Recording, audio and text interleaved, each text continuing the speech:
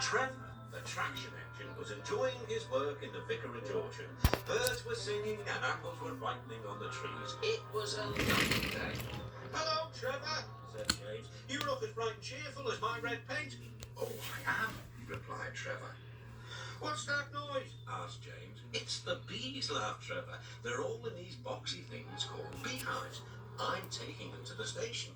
The vicar says his bees make good honey and is giving some of them to his friends." Just then, Boko the diesel engine hummed in. "Take care, you two. Don't make the bees angry. They might sting you." James didn't like being told what to do by a diesel, and he buzzed away. "Goodbye, Trevor," called Boko, and set off to see the station. Bill and Ben, the tank engineers, were busy arranging trucks, but they scampered off when they saw Boko. "I remember the first time I met those two," laughed Boko. "They nearly made my eyes pop out. Edward soon put a stop to their games." "Edward is the only one who can keep Bill and Ben in order," chuckled Duck. "I sometimes call them the bees." "A good name," replied Boko. "They're terrors when they start buzzing around." James. "What's that, Duck?" "Are you afraid of bees? They're only insects after all, so don't let that buzzbot tell you different." "His name is Boko. I wouldn't care," interrupted James. "If they were swarming around, I'd just blow smoke and make them buzz off." Buzz, buzz, buzz, retorted Duck.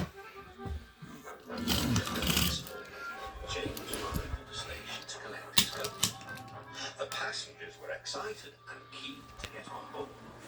The platform was crowded and the porter was in a hurry.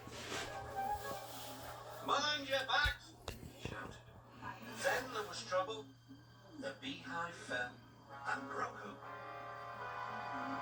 The station cleared like magic. James heard a familiar buzzing. The bees were too confident to cross, so they buzzed around the fireman hoping he'd mend their hive, but he didn't understand, nor did his driver. So the bees turned to James, his boiler, nice and warm. "Put off," hissed James. One bee burnt his foot. "Ooh, ah, phew, phew." The bee thought James had burnt him on purpose.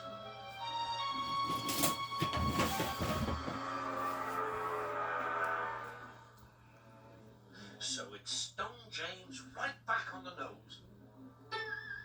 "Eee!" whistled James. He had had enough.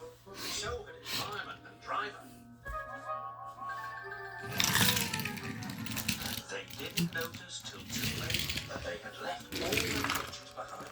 They tried everything to get rid of the bees. First they spun on the turntable to no avail. They tried washing them off, but the bees clung harder to James's warm boiler. Then they tried smoking them off by going through a long tunnel. But still the bees wouldn't go away. "It's no good, James," said his driver. "We'll just have to go back to the orchard and fetch another hive." James's reply was drowned by the sound of buzzing.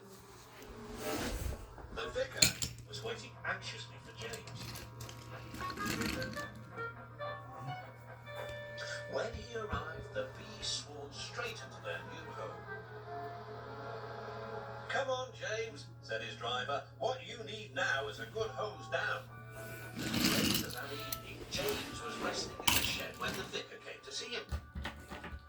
"Thank you for saving my bees," he said. "It's a pity it's not Christmas, then we could call you James the Red-Nosed Engine." Everyone laughed, even James, but instead they decided to call James the Bee's Knees, which means they thought he was more useful than ever.